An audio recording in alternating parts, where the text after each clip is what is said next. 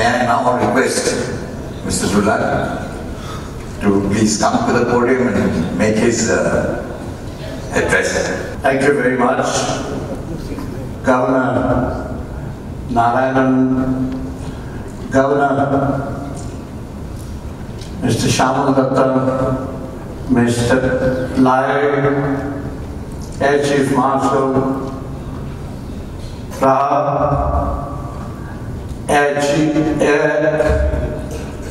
Chief of Army, former Chief of Army Staff, and my old friend Shankar Roy Chaudhary, President, Bengal Chamber of Commerce, Mr. Sen,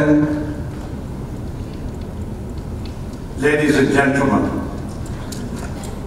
It's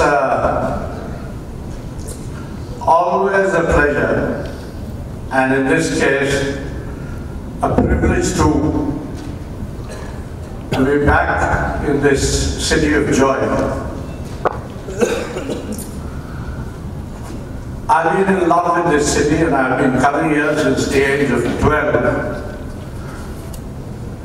Much has changed, not all for the better, but Kolkata still keeps pulling one back. Normally, when I stand here like this, I'm extremely nervous. Today, actually, I'm a little amused as well.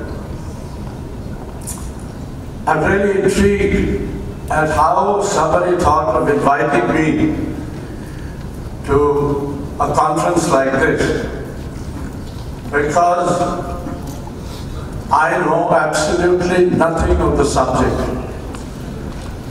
I don't have an email ID, and I don't use a computer, which perhaps makes me safe from hacking. Because I'm told an email ID is the most vulnerable to hacking. And after that comes the computer. Mr. Narayanan talked about being a spook. Let me say, I've also been a spook, and like spooks, can always spin a few yarns. But before that, a point or two about hacking, and that is that they say one needs to watch out for the internet, which is expanding all the time, and more people are getting involved in the internet, and therefore it bears watching. So too do passwords which are used, and one needs to be careful about the selection of a password, guarding of a password, and also, they say, keep changing a password so that it remains safe. On the internet, in fact, we hear increasingly of crime, which is expanding all the time.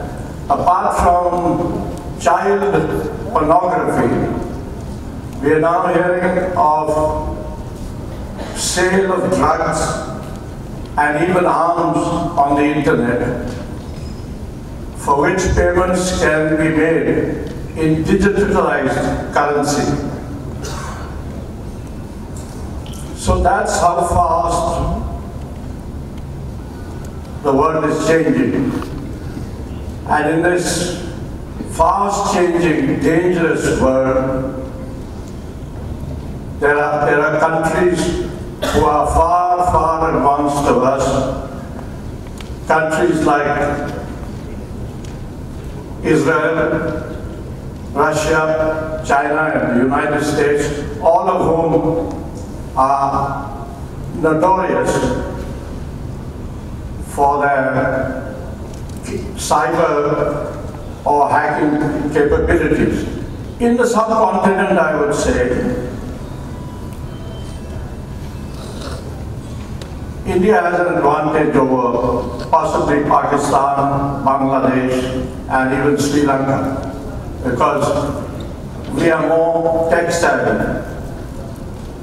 But if we take a country like China, there is a huge disadvantage of language, because in China, in government circles, they use nothing but Mandarin. In the more open corporate world, we are told now English is beginning to be used. So it's not easy to keep track or to follow what is happening in China. To tell you a few anecdotes which reflect on what is happening in the cyber world, I was astonished to hear from a faculty member of one of our more liberal universities outside Delhi that the university had to set up a cyber security cell because parents were disturbed by the goings-on in the university. And now that a cell has been set up, parents get information of students exchanging nude photographs and videos. And they have even set up an app for casual sex. So these liberal universities, where incidentally the fees is pretty high, I'm told 8 to 10 lakhs annually, kids are growing into what we call the corporate world very fast. I happened to be in London in the summer, last summer, where I read about the story of a Russian military double agent who was living in England with his daughter, who was poisoned and almost died. The story was that he was poisoned by the Russians using a nerve agent. Now, as it transpires, we hear that the Russians had been hacking the daughter Yulia's email since 2013 and had full knowledge of all the movements of father and daughter. In this process, they had also tested how various poisons could be used at different places, including doorknobs, which ultimately compromised the Skripal's father and daughter. Now this is quite an incredible story, and also tells us how hacking could now be the ultimate weapon for surveillance. More recently, one heard of the hacking of one of the systems of one of the Marriott hotels. And This has caused a lot of damage, not only to the whole chain of Marriott hotels, but also to its clientele, which we are told goes beyond 500 million. So, if something like that were to happen, obviously you can imagine how much advantage it gives to other hotels like Hilton.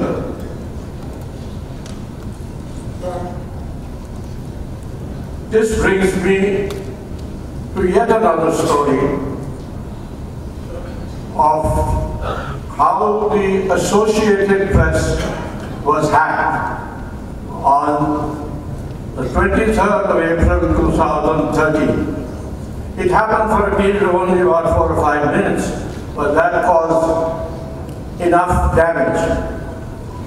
The story that was put out was that the White House had been attacked and President Obama had been injured.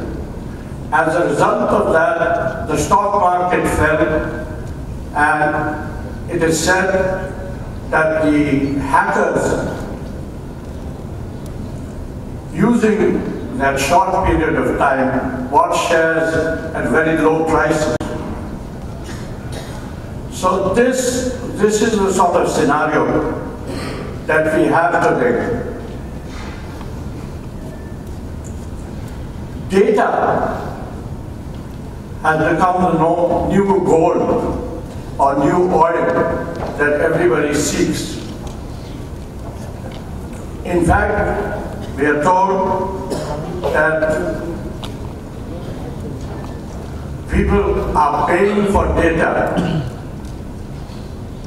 much like stocks in the share market. So that is the other thing which needs to be watched and watched carefully, because big people with big money and big business houses are willing to pay very big sums of money just to collect data, which is becoming an obsession. I think I'll leave it at that. Having spun my yarns, thank you very much, and wish the conference every success. Thank you. Thank you very much, Mr. Dulan. Ladies and gentlemen, we are now drawing close to the end of the inaugural session. Before we go on, before we start the panel discussions, or really the academic sessions, if you ask me, I would request our President of Senate, General Shankar Raichaudhuri, to please light the lamp, but this lamp is of knowledge and enlightenment. So I think that would be appropriate just before we start we get into the gamut of cybersecurity and find answers to the several questions which have been posed for each of the panels. Followed by, I would then request General Raichaudhuri to also share his views with us. And while we go to the next session, we will play this short video clip of Honorable Minister Suresh Prabhu, which he has sent for this occasion since he could not be present himself in person. Sorry about the delay. My few words run to about 11 pages. So I just took a little time. I'm sorry for the inconvenience. The talk on cybersecurity, which is the theme today, I will start off with a story of my own, because I think one of the speakers gave a little story of his experience. Let me give you a story of my experience. In 1965 war, we were fighting the Pakistanis, at a place called Chamjauria in Kashmir. Our radio sets were ancient, primitive. I don't think anybody here has even heard of it. Maybe Johnny Mukherjee might have, Arun Roy might have. It was called the 19 set. It came from the World War II disposal stocks. And we could hear the Pakistanis talking, and they could hear us talking. And often we exchanged abusive language in Punjabi. Our Punjabis versus their Punjabis. I was commanding sea troops, but then we had to get the message through. So what did we do? Suddenly it struck me, I was then a major. My radio operators somehow happened to be a Tamil. So I said, "Sab message tum Tamil mein bhejega." Udhar bhi Tamil bolne wala koi hai? Ki haan sahab, mera ek udhar dost hai, he is manning the other set where you are sending messages. So in future, all our messages from us to everybody in the regiment was passed in Tamil through two operators, and that completely foxed the Pakistanis, whose volume of abuse in Punjabi increased. So that is my story. But yes, today's talk is a very important subject, and I think we should take it very seriously. So, on the 69th anniversary of the Republic, that's our Republic, it is pertinent to ask, is a repeat 26/11/2008, the attack on Mumbai, is a repeat of 2008 already underway, and this time as a cyber offensive? The portents are disturbing.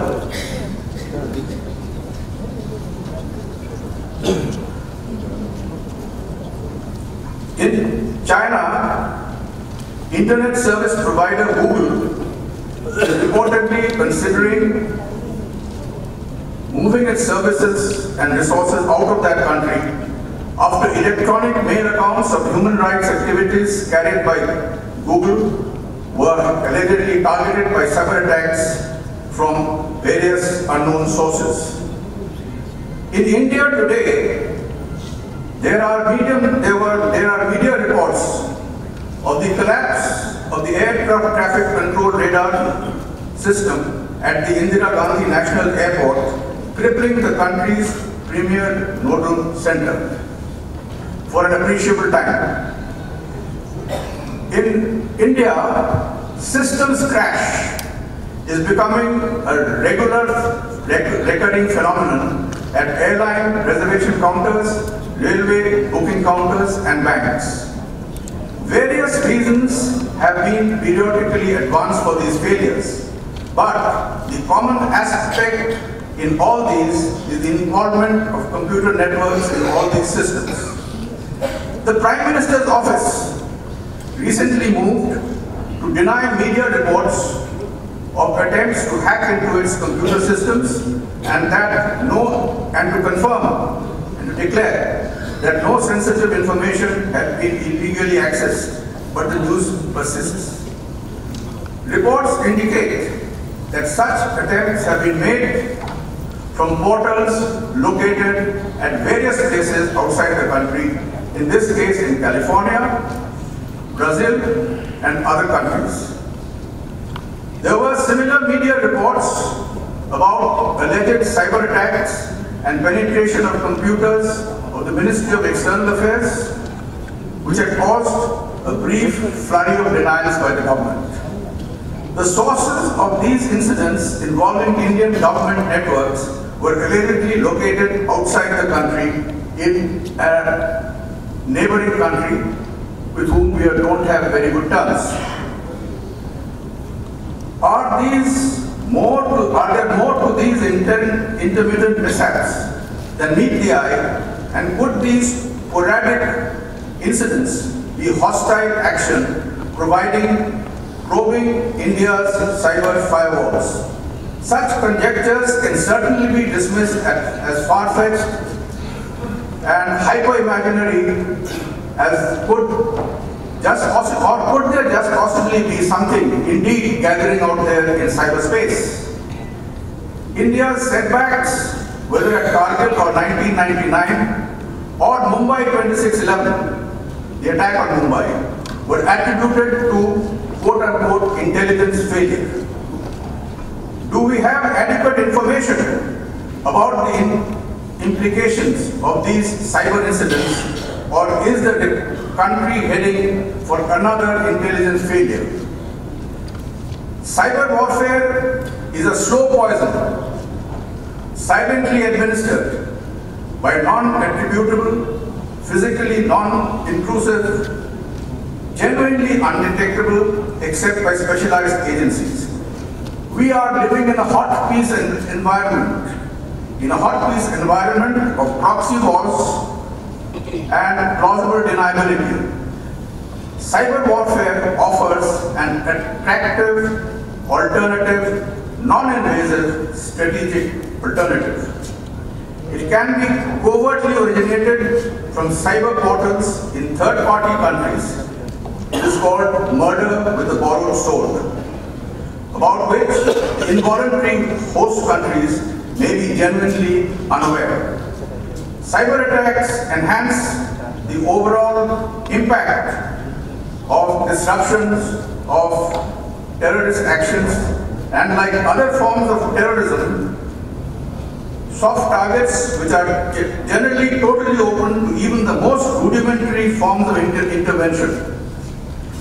Military cyber facilities and systems are important targets, but at the overall national level, in the almost totally unprotected and vulnerable public cyber system, which concentrate the critical strategic targets for disruption. One of them is advertising on the wall next to you. That's a prime target for cyber disruption. These include networks controlling financial, transportation, medical, administrative, and other public support systems, whose crash would bring the entire nation literally to a halt and make governance totally non-functional. This is particularly so in a country like India, where awareness is almost totally lacking in the general public domain about cyber threats and the requirement for protective security. Even when there is some degree of awareness, it is limited to the theoretical aspects and its practical applications are highly inadequate. Efforts to develop such capabilities are disjointed and sporadic, and a national cyber security policy has to be formulated and disseminated at the earliest. One of the leading countries in the world, another neighbor of ours, with whom we have bad relations, the leading country in the world in defensive and offensive cyber warfare is designated as computer network operations. This is integrated into their core military strategy of local wars under condition of information modernization and propagated for future conflicts. Amongst the potential flashpoints in such are eventually the Sino-Indian border and includes the eastern part of India. Our hostile countries are organized for cyber warfare, and they have in fact returned in some countries to the roots of the philosophy of people's war, incorporating faculties and facilities of civil universities and academic institutions to create armies of amateur cyber warriors, a people's militia of academics, amateurs, and students, organized to undertake offensive cyber warfare, hacking into targeted networks, either to gain information or to deface sites. Cyber attacks are almost tailor-made for Pakistan's proxy operations against India. Indo-Pak skirmishes have been reported in cyberspace, and there have been hits on Indian networks. Nevertheless, though belated, there have been stirrings of comprehension in India regarding the potential threats from cyber attack, but these remain confined to software only, without any corresponding strengths in hardware, especially in the critical area of manufacturing electronic chips. In India, cyber crash, within quotation marks, cyber crash is becoming a recurring phenomenon at airlines, reservation counters, railway booking counters, and banks. Various reasons have been periodically advanced for these failures, but the common agent in all these is the computer network. The Prime Minister's office was recently moved, denied that media reports of attempts to hack into its computer systems were false and no sensitive information had been illegally accessed. However, reports have indicated that the possibility of proxy wars and plausible deniability cyber wars offer an attractive, non-invasive, strategic alternative to our hostile neighbors. It can be covertly organized from cyber portals in third countries. We're using that term which I used earlier, murder with a borrowed sword, about which the involuntary host country may be genuinely unaware. So, if we have terrorists, instead of bombs, if they use the computer to disrupt even small things like computer system, a small computer system, a bank, we have got to be prepared for this, and I think that it is time that the computer practical training in our schools and colleges should be enhanced so that our children are brought into the people's army of computer warfare and used to practice their skills against the real enemies of the country. Thank you very much.